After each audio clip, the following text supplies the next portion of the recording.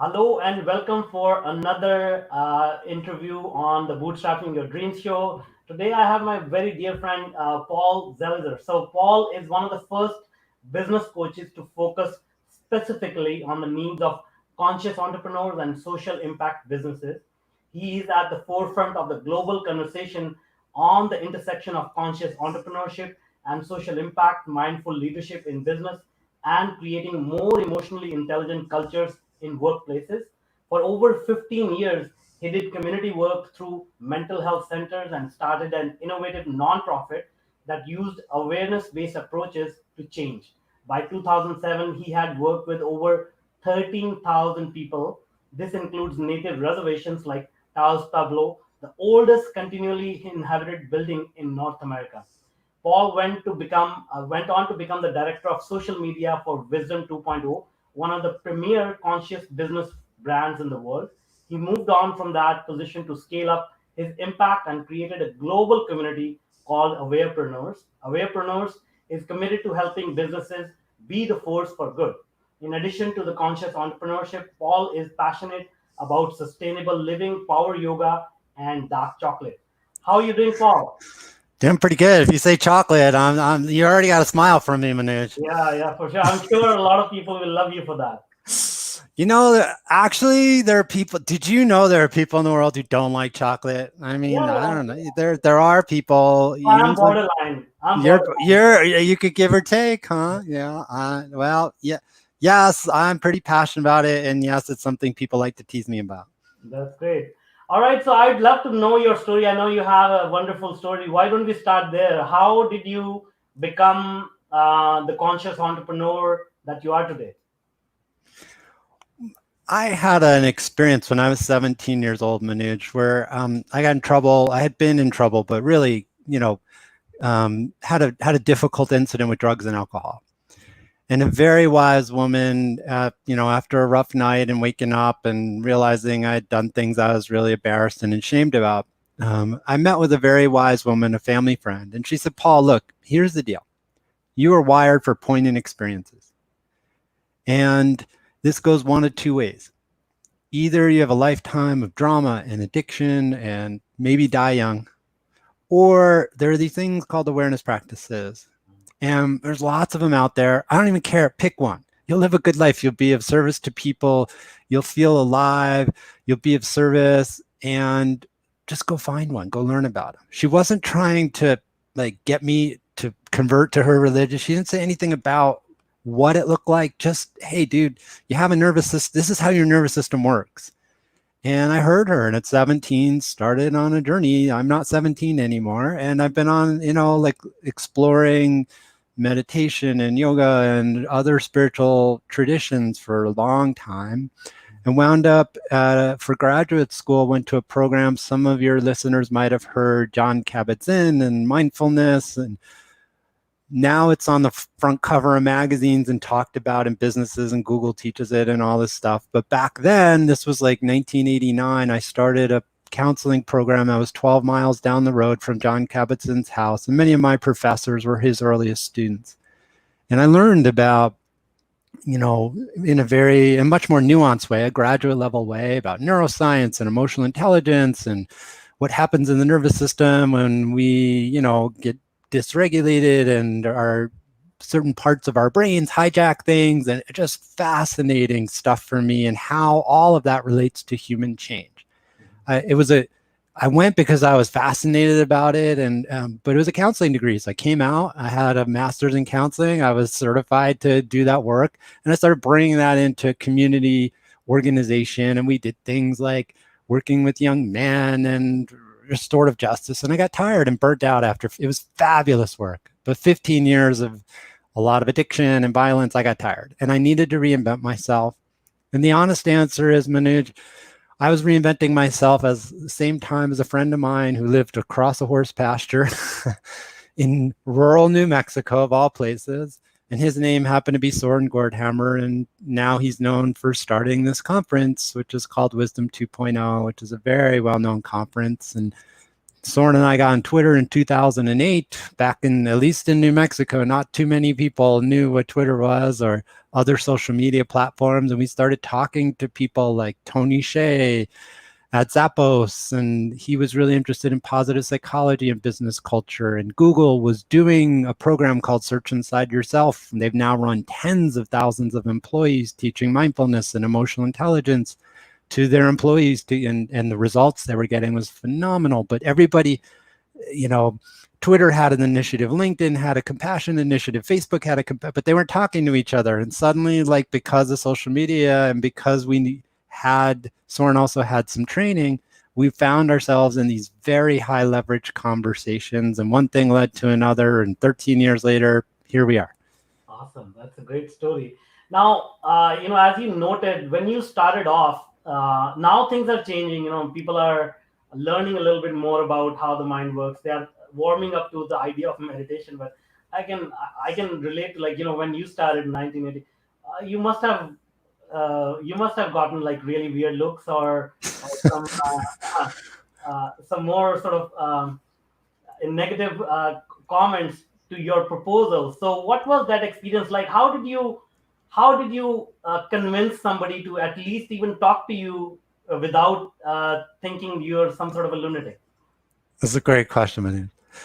Well, first of all, I had 15 years in community mental health, bringing awareness practices into places like, court systems or schools, and using research. I didn't know it, but my education at the time was fabulous education. And it gave me, I wasn't doing research, but it was about the practical application of research-based tools to help human beings change. And all anybody has to do is go look at what's happening in a youth court.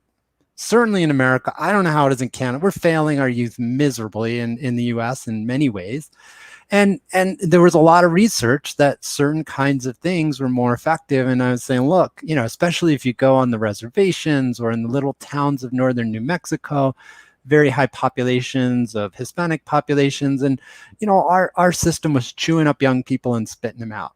And if you talk to parents and school administrators and court, judges, they've seen it for years. And I'm saying, look, I know the data, the data, who gets incarcerated and what happens when they get incarcerated. And here's some other research of people. And I've always been very good about developing very strong partnerships. So for instance, there's a national organization called the American Humane Association that does a lot of child welfare work. And I called them up and said, hey, I'm doing this and I'm working on such and such a reservation. And like suddenly I was talking to some of the lead researchers in the country and we formed a partnership. And so like leveraging research and forming strong partnerships served me very, very well in my mental health career. When I came into the world of business, it turns out it's not that different. Humans are humans.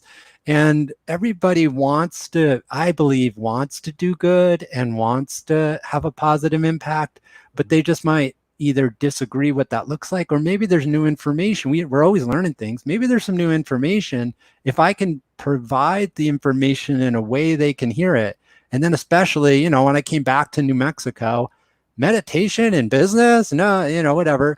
And then I could go back and say, I just came back from Google. Can I talk to you a little bit about what Google's doing? And again, this was before Google was as public. There was no book, which is now Search Inside Yourself. Anybody who wants to read about what Google's done, there's a book and a leadership institute. So, forming certain kinds of partnership and having stories to tell from name brands that people respected meant that maybe this guy's only a little crazy, and at least got their attention. And then we could start to look at exactly what they were doing and what the results were. And they said, I was like, can we give it a small try? The other thing I've learned to do a lot, I just got off the phone and somebody's like, we should collaborate together. You start with a small pilot, right?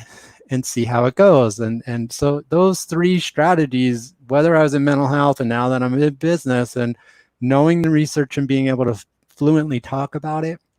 Number two, getting some leverage partners in the conversation so that I didn't just seem like one way out on a limb person, but there was some precedent and it applied to the kinds of business or entrepreneur that I was in conversation with. And the last one is to start with a small, don't sell them a $20 million thing. To start, we do a small test and see how this might work? And if you do a good job with the small test, then there's room to expand from there. So those are the three things I've have found helpful in terms of getting something like this going. That's amazing. Now, for some people, some people are listening to this, watching this, and they're like, what is it that we are talking about? So, can you sort of give a very high level sort of steps that we are talking about mindfulness in profession, in your business? What are some of the key things that they can implement, and then we can move the conversation forward so that at least the viewers are with us. Absolutely, yeah. So there's a great little thing that Dan Siegel teaches kids when he's teaching about emotional intelligence. And it's a very simple neuroscience thing. But all you need to know is this. And what he's saying is, this is the part of our brain that makes rational, well thought out decisions. And when we're calm and when we're relaxed, we relate with each other in a warm and thoughtful way. We can take in information. Okay, Manoj, tell me why you think that way. What are your facts? But when we're under a lot of stress, that part of our brain gets shut off. And there's another part called the amygdala, and other parts of we get hijacked by like what's called the lizard brain. And we can't access certain parts of our thinking. And we're human, whether we're in business or parenting or, doing what we do for fun or in a faith community. This response happens in schools. It happens everywhere. If we don't look where we are right now, Manoj, we were talking before we hit record. We're in the middle of like an unprecedented crisis. Yeah. Of course, our brains at some point is going to do this in the midst of the biggest economic cliff in our lifetime that we are falling off and we don't even know if we're done yet. How can you as a business leader not have some of that going on? What the research tells us is that people who have some practice, and again, I'm like that woman who, when I was, I don't care I care in that it works for you, but I don't care I don't care if you meditate or do yoga or spend time in nature. There's so much research on all you do. Journaling, there's something called journal therapy. You do art in a very intentional, there's so much research on all that. And basically the research says, as long as you're doing it with your present time attention and you're doing it as a practice on a mostly daily basis, it will build your muscle that you won't be as likely to have that function happen in your brain, and you'll be able to stay relational, and you'll be able to access the higher parts of your brain that make more complex, informed decision. Lizard brains, think of a lizard. They don't make complex decisions very well. They just try to find where's the nearest rock and crawl under it. And you don't want to run a business that way. So these tools give leaders in business or any other kind of leader ways to work with that natural human response of the stress and fast pace. And when we have them, we make more informed decisions, we create better work cultures, and we make more money. Awesome. That's great. So it's summarize, like it sounds like, if I can summarize it, it sounds like you really need to get in touch with what you really like to do, and then indulge yourself in those activities and being mindful of what you're doing, like be intentional about that, rather than just sort of being on autopilot and say, I wake up at 7, shower by 7:30, out in the office by 8:30, and then, yes, go after that. Yeah. Yeah, and the big thing, I'm a huge fan of it. I'm famous for this. I have a 7-minute meditation practice. Okay. So one of the things that happen is people have the story. I'm too busy to do this, Manoj, right? That sounds great. Okay, you're not crazy, Manoj. I know that we've talked about this before. You understand the value of awareness practices, right? So, all right, you're not crazy, Manoj. You're not crazy, Paul, but I'm too busy. And I say, do you have 7 minutes? To make more money, make better decisions, not burn out. Okay, you don't have 7. Research says 2 minutes, right? So we're not, I want to be clear.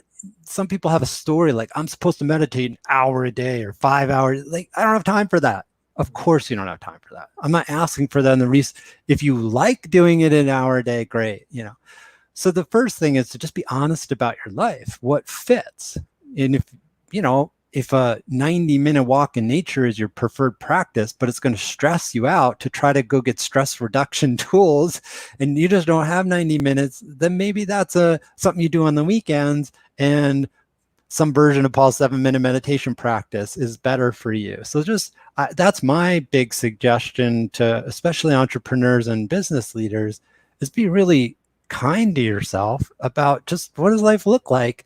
And if you do 2 minutes and you decide, I could do 7, well, then it's so much easier to scale it up than to feel like, I need to do a 90-minute time in nature to get any benefit whatsoever. And then you feel like a failure because you've only done it once in 3 weeks. And the research tells us it's the daily practice, or at least almost daily practice. I would suggest, what can you do on a daily basis and make that your practice? And then if you want to augment, like I said, once a week with something larger, then great. But what fits in the context of your life? And then what do you personally enjoy? Like, it took me a long time to settle. I'm a very physical person. I used to be a football player. We're talking American football in high school and lacrosse, if anybody knows what that is. These are very active contact sports. Sitting on a cushion for an hour, I'm not wired for that. 7 minutes, actually 2 minutes was where I started, or like yoga is a much more, it has the same brain enhancing effects, but it's much more physical practice. And I'm just more wired for it. When I thought I was supposed to meditate for at least a half an hour a day, it wasn't fun. I didn't enjoy it. When somebody said, Paul, this is your practice, make it fun, make sure it works in the context of your life. Then I started doing very short sitting meditation, because there are some particular benefits of that particular practice, and a more active practice of either yoga or walking in nature, which was fun and was also exercise, and it fit in my life better. So that's my suggestion, is there's a gazillion practices out there. Just be really honest about what fits time-wise, and if you got kids and all that, and also what are you wired to, so that it's as enjoyable and it feels nurturing, as opposed to another thing that you got, I got to do that, I got to do the laundry, and oh damn, Manuj told me I'm also supposed to be doing a meditation practice. Where did I fit that? Oh my God, try to make it as little of that as possible. Like, I actually look forward to that time as self-nurturing and as calming, and getting my internal state ready for a full day, and I'll be more productive for that whole day. It's a gift I give to myself, not something I force. That's the feeling you want, and whatever practice helps you create that feeling, go with that. Yeah, that's great. The way that you put it, and the message about consistency is the real key. I think Yeah.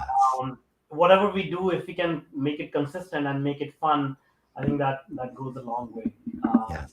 So thanks a lot for sharing that. Now, as you were mentioning, a lot of people think it's a wasted time. 7 minutes. Oh my God, I could send another email. It's a person who sends the most emails, they win life, right? Isn't that how it works? That's what I want to get to now. What is the, you mentioned some things like, Google is implementing this. And, if anybody listening, I mean, Google, they have done well. So I think they know a little bit more about business and how to grow the company. So what are, can you share some of the wins that these companies had? Like, do you have any data points or anything that you can share? Like, what is the effect of spending this much time on your business, on the things that people really care about, which is Totally. business and making money? Yeah, absolutely. So I think it depends. There's data points from a couple of different what we're looking to measure affects the results we see, right? So for instance, I'll give you 2 common ways people frame the conversation. Google came originally a little bit more from the mindfulness. They were literally having people sit on a cushion. It was called Search Inside Yourself. And the guy who developed it said, we're a search company and we're always looking for enhancing results by, a new algorithm or better, faster servers or whatever. And we're never thinking about optimizing the internal. And he brought to his bosses some research that said the military even uses it now because there's so much research. And the basic things in terms of mindfulness was the outcomes are people are able to concentrate for longer periods of time. So there's less like, what was I working on again? There's 27 windows and going back, like, no, I'm going to stay with this window and then I'll open up the next project. So people completed projects faster and more innovation.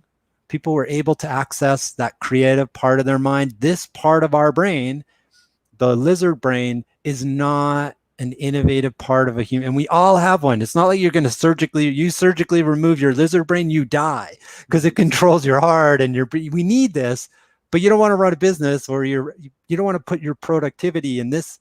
So when we do this, we're more productive, we can stay more focused, and we can access, in particular, the creative solutions. So more innovation, faster completion times on projects, and just better outcomes, right? Some more profitability. That's the mindfulness in business type of. And then there's the emotional intelligence part of mindfulness and emotional intelligence. There's a lot of overlap.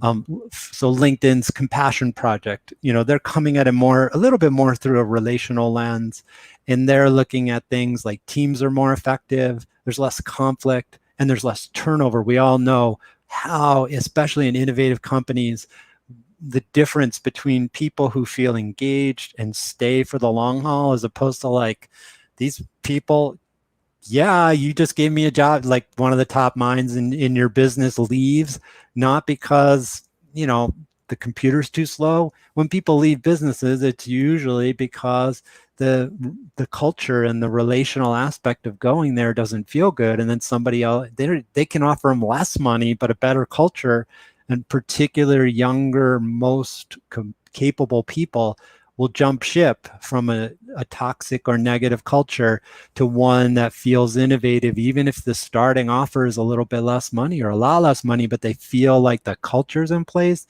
They know intuitively they'll make more money and have a better experience. So one of the big things is your best people are engaged and they stay. And anybody who has done anything at scale knows what good people mean. Yeah, that's for sure. So it's quite interesting that the way that you sort of linked it. 7 minutes of investment can beat out investing in learning copywriting, learning sales funnel, learning new strategies, in going international, exploring international markets, and all that stuff. So it seems like a really good investment to me, right?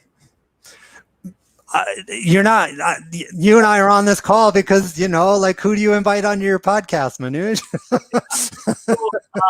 So how do we drive that message home? How do we make it so obvious that, there's millions of billions of, yes, dollars are going into the other things that I mentioned, but the amount of time and energy that is focused on learning these things that may or may not work, and people not able to afford 7 minutes, 10 minutes, whatever. Right. So how, like, and I'm asking you, as I know you are really good at messaging and marketing. So how do we make it so obvious that it's a no-brainer for people to say, this is the only way to do it, and why not we doing it with everyone? I like to use really simple analogies, Manu. So there's two answers to the way I might answer that. The first one is, would you try to run a world-class company on a 15-year-old computer? No way. Right? Your computer is your operating. Well, this operating system, this human organism, and our mental capacities, why wouldn't you want to you think running a business on a 15-year-old unproductive, unoptimized computer is expensive? This is the most valuable thing I have in my business. If I don't take care of this and optimize this, it doesn't matter how great a copywriter I am. I'm going to be slower at writing that great copy. I'm also going to be slower at my social media marketing. I'm not going to be as effective in my networking. I'm not going to be as innovative in the next program I do. Everything I do is suboptimal. Everything with my most important asset.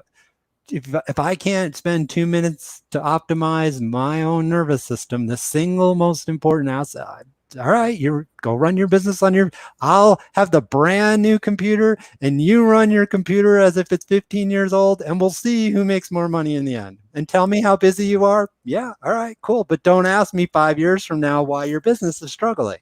Because you're running it on the equivalent, right? That's the basic answer I'd have. And the other one is just look around at who in some way is, we just mentioned some names that people probably heard of, right? Just if you look for what the business case for some attention to an awareness practice and attention to to emotional intelligence in the culture you build, the business case, that's why LinkedIn's doing it, that's why Facebook is doing it, that's why Google is doing it. Just go notice who, and even more so some of the individual leaders, even in companies where it's not company wide. The there's so much, especially right now with what's happening with COVID-19, there are just so many stressful, fast-paced decisions that come to a successful entrepreneur or business leaders. Our nervous systems were developed when life moved slow, when there was none of this technology that's allowing you and I to talk right now. And it's so easy for us to go into that. Yeah. It literally gives us the ability to self-calm and to stay in a place of using our best resources, even when we're not meditating. It's called a carryover effect. You get on the yoga mat or do your time in nature, write in your journal or meditate. And you do that at 7 o'clock in the morning or 5 o'clock in the morning. And 5 o'clock at night, there's still a carryover effect between the nervous systems of the person who did it and the person who didn't. Yeah, that's great. Awesome. So now let's bring the conversation towards this wonderful community that you have created, Awarepreneurs. And I'm sure there is a link between what we just talked about so far and your desire to start this community. So what is that story behind that? Like, how did you start this community and what is the purpose of this community? Well, after I burnt out as a social worker, I was trying to figure out how to reinvent myself. And like I said, found myself at Google and Zappos and in these conversations, like, feeling a little like sheepish, like I'm just a burnt out social worker and I'm talking to Tony Hsieh at Zappos the day they're handing out t-shirts to their employees saying, thank you for making us $1 billion a year company. That was an interesting thing, right? Part of the reason I was there in 2008 talking to Tony Hsieh is because there were so few. Tony's passion is positive psychology in business. Again, because he saw the outcomes, right? And there were so few people talking about it. And I wanted to be a place where entrepreneurs who saw that, who either knew it intuitively because you or I have some practice that is about optimizing our own nervous system, and we already teach that to others, or we want to. I wanted a place where, like, I couldn't find that. I could find places where people would teach really good meditation or teach a great yoga class. And I saw people who were, I had a lot to learn as a social worker about how the heck do you do a business? I didn't, multi-streaming, what the heck is multi? And now I know what that is, but I didn't know what podcasting was. I didn't know how you do a email newsletter. I didn't know how you build a website. 13 years. So I had a lot to learn about that. But those two, they were very kind of siloed spaces. And I thought there was a need to have some place where people were understanding these wellness practices and what they meant for business owners and parents.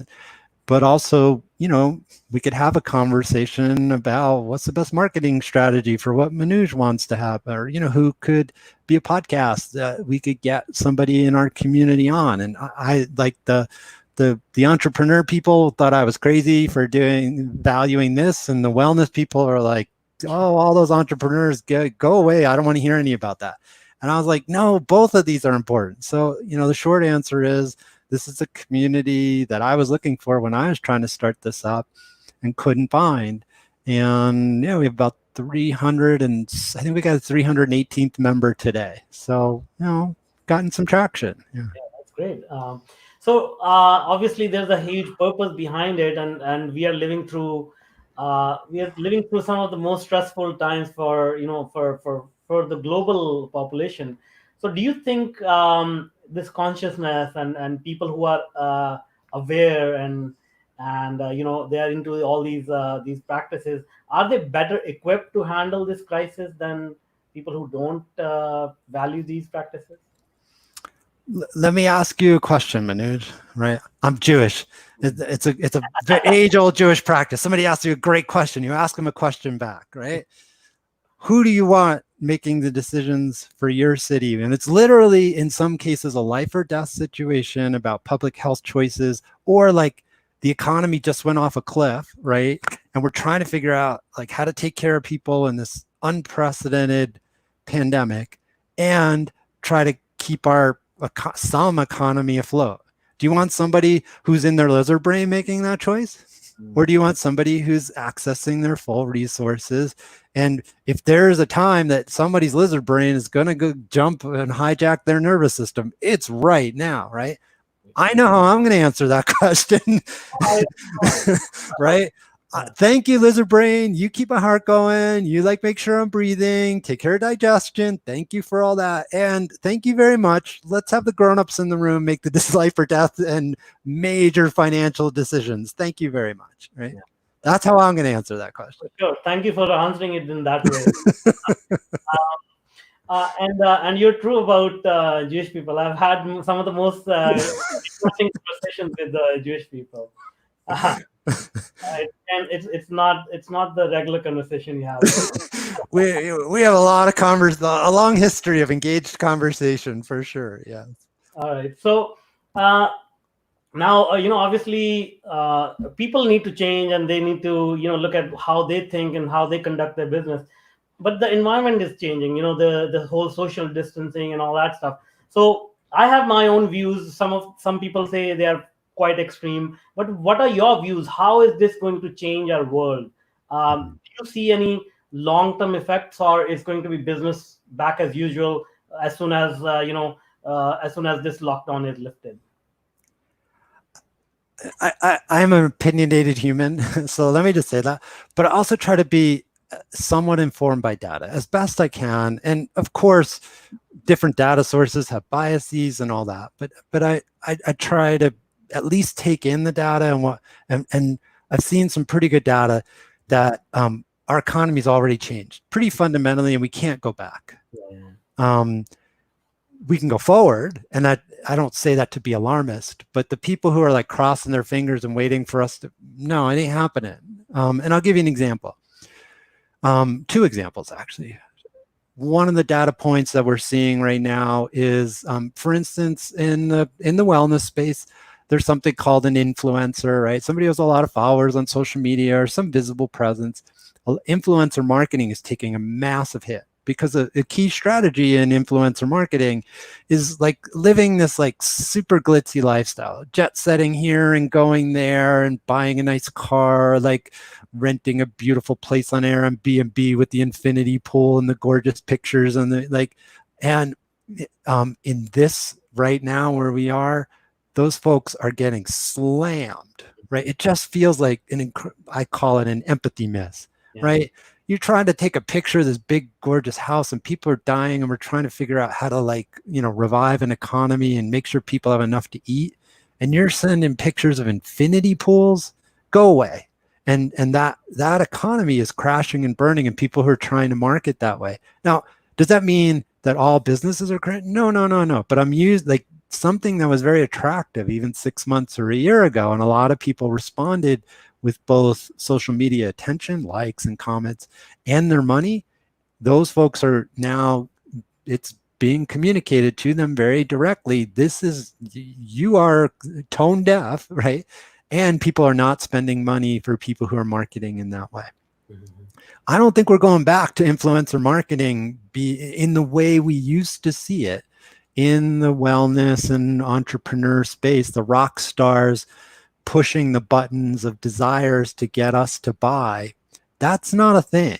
Like, so that's people are at, and what we are spending money on, we're asking questions about values more than we were before this crisis. Yeah. People are being more thoughtful and what's the impact of the thing itself. Do I really need it? And also, do the companies that I buy from, what are their values? And are they just trying to make a buck or sell me another, and also do I need another shirt? Because I'm not going out to, the business networking event after a full day. So I need to bring another change of clothes because, or I wore that to 2 or 3 events. And now I need to go get the next outfit because I always got to dress for, a nice polo shirt and I'm fine. And, if I have, anyway, our priorities have changed, both what we're buying and what's inspiring us to buy. And yeah, when we open up, that'll change somewhat, but I'm talking like articles in the Economist and Wall Street Journal. These are not radical organizations. They're saying, or at least the people I'm reading there, they're saying, we're not going back to what was. We're going to be asking questions about sourcing and how does this impact the kind of people I care about for years to come. Yeah, that's a great way to put it. And yeah, those are great examples. Now, how, obviously we talked about meditation and all those things. And some people hopefully will listen, but some other people may, skip over those details. But can they do something else to prepare themselves for these type of changes that we just talked about? I think the biggest thing, the biggest suggestion I have, and it doesn't, I was saying this before the COVID crisis, but I think it's even more so now, Manoj. Empathy, right? Why does LinkedIn have a compassion program? Why does Facebook have a compassion program?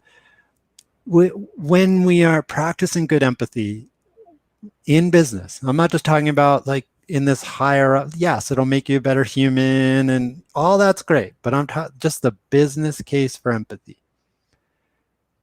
Only a person who is pretty disconnected from what people were feeling could try that style to push the button of look at how amazing my car is, or here's the infinity pool picture. They would not be noticing what's going on in the nervous systems and in the hearts of the people around them.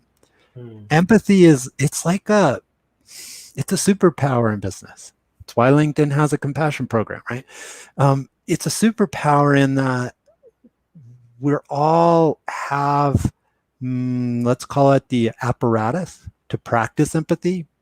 But it's like we all have muscles. Some of us go to the gym and have like muscles, right? And some of us have been sitting on the couch a long time. Which body would you want to run a marathon in, right? Or, go lift weights in? Well, it's the same is true with empathy. Some of us have been actively practicing in the gym of paying attention to what's going on for people and speaking in ways that really are respectful of that and are very thoughtful about what that person's experience is. And then when we have a business or sales or copywriting, right? You can do empathy-based copywriting. You can do empathy in your social media posts. You can do empathy in the images that you use on your website. You can do empathy will help you with the titles of your program. Empathy will help you be better at user experience. It's a superpower, but it's not one. And I want to particularly, I'm a man. I like guys. I'm in a men's group.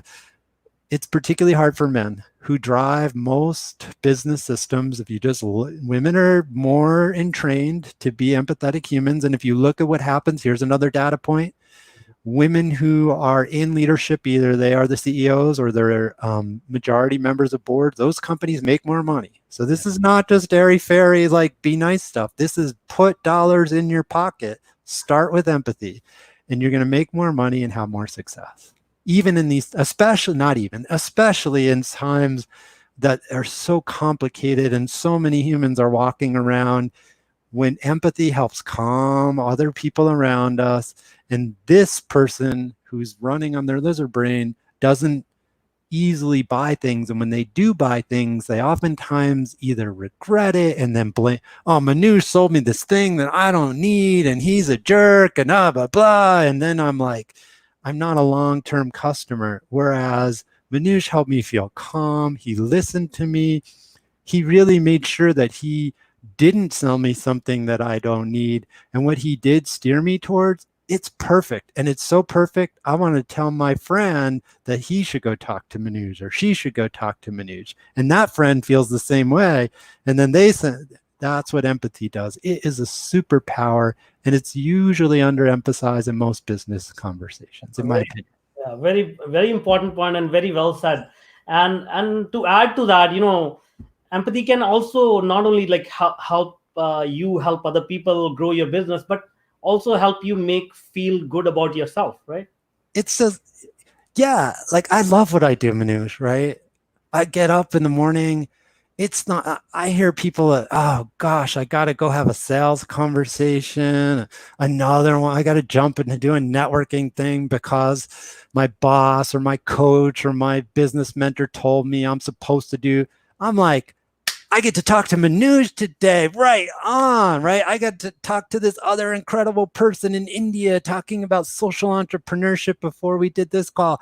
And then I talked to somebody who's in Silicon Valley and we talked about collaborating. It's all business conversations. I love what I do. I get out of bed just like, thank you, universe, that I get to do this. Yeah. And a big part of it is because I like connecting with humans, and that's one of my, especially humans who are doing good things, that's one of my motivators. And I'm inspired to listen. I practice every day to try to bring that more relational Paul to the conversations. And like it turns out, I didn't know this, but I'm really good at sales because I don't sell hard. I listen and I say, Manoj, you don't want me. Let me get you this person, or they're better fit. And they're like, who the hell is this guy? I thought we were having a sales conversation. And he's like, no, you don't want me. Or if we are a really good fit, you might have a different sense or you might have questions, but I don't sell anything to anybody who doesn't really, it doesn't feel like a good fit Yeah. for. And as a result, I love doing sales conversations. It's like, hey, what's up? What's going on in your world? What's going on in your business? Where are you stuck? What are you thinking? Cool. Have you thought of this? Oh, you already know that. Great. Cool. All right, cool. Well, I have this, but Manoj has that. Maybe Manoj is let's get you connected over there. He's a better fit than I am, right? I've never worked in a startup. I'm not really a techie. I'm a counselor who runs a podcast as a community of 300 people, and I'm really good at that. Podcasting, yeah, okay, cool. You want to build a community? You want a tech startup? Go talk to this guy. He's so much better prepared for that than I am. And he's a warm guy and he's relational and he's funny and he's smart and he knows his stuff. Let's go get you connected with Manoj. Thank you Why for wouldn't I? Why wouldn't I want to have a conversation like that? That's fun, right? that. Yeah, yeah. Wow, that's I didn't pay anybody listening or watching. I didn't pay You're Paul. gonna pay me a chocolate, buddy. You better. No, I'm kidding. All right. So one more question that came to mind was actually I forgot that question now. All right. So uh, uh, What's your address, Paul? I want to mail you some chocolate. No, I'm kidding. so yeah, dark chocolate. Let's talk about that. So what's the story behind dark chocolate? So I've heard actually, this is true because I've been researching foods that increase your immunity, and I was surprised to find dark chocolate is right at the top somewhere. So Yeah. let's quickly talk about that. I'm a biohacker, man. We're not here to talk biohacking, but yes, there are really good compounds in quite a few foods, and antioxidants is one of the main things in chocolate. So think of a car rust. Oxidation is rust, right? So if a car rusts or a building rusts, all it means is antioxidant. You can just imagine the word chocolate and many other foods, or at least a number of other foods. We have a rusting process that happens in our body, right? An equivalent to it. And some foods basically help us get rid of the rust, right? And chocolate is one of them. So, yeah, it tastes really good. And eaten in moderation, it has really good effects. And like, it's kind of like, why wouldn't I want to do a salad? Chocolate is medicine, man. Why wouldn't I want to eat that kind of medicine? But don't overeat. But it's an important point. I'm glad we got to touch on that. Because at the end of the day, we are in this situation because we forgot to take care of our bodies and sort of lost the emphasis on immunity. And now everybody's rushing towards vitamins and supplements to, but it's all the work that you were supposed to do in the years that passed by. And so well, we're better late than never, but now is the time to think about the lifestyle changes that you can make, and be prepared for whatever other wave or next pandemic or whatever that comes along our way, right? Stress has a very big impact on the immune system.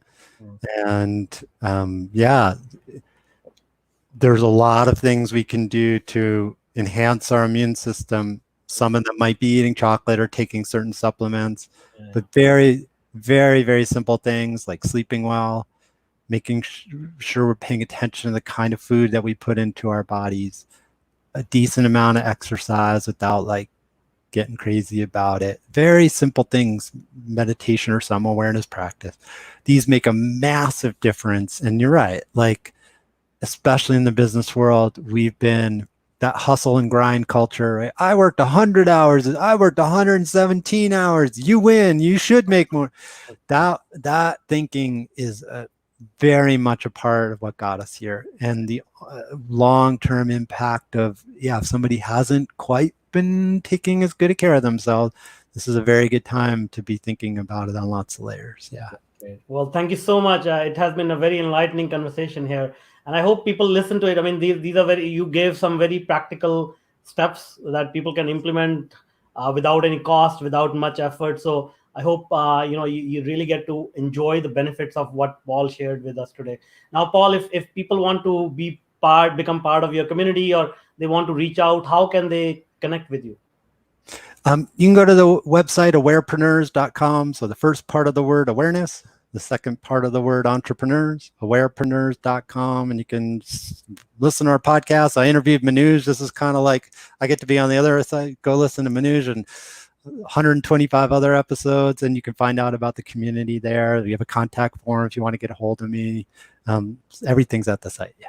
Awesome. That's great. Well, we'll put those links in the show notes so that people can reach out easily. Thank you so much for having me on, Manoj. I love what you do and really appreciate being here. Well, thanks a lot. Thank you so much.